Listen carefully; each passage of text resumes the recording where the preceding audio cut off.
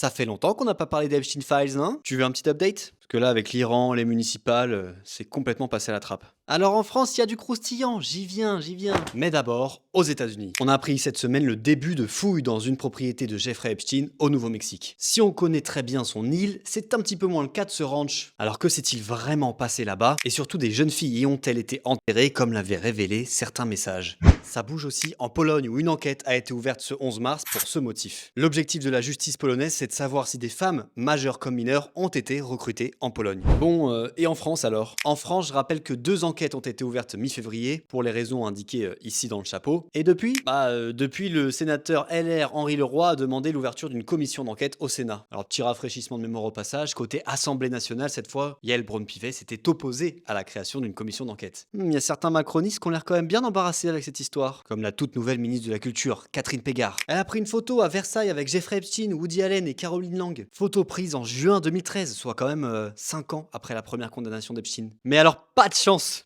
du tout. La ministre ne s'en souvient plus. Non, si elle avait été présente, elle s'en souviendrait. Et en plus, elle le dirait.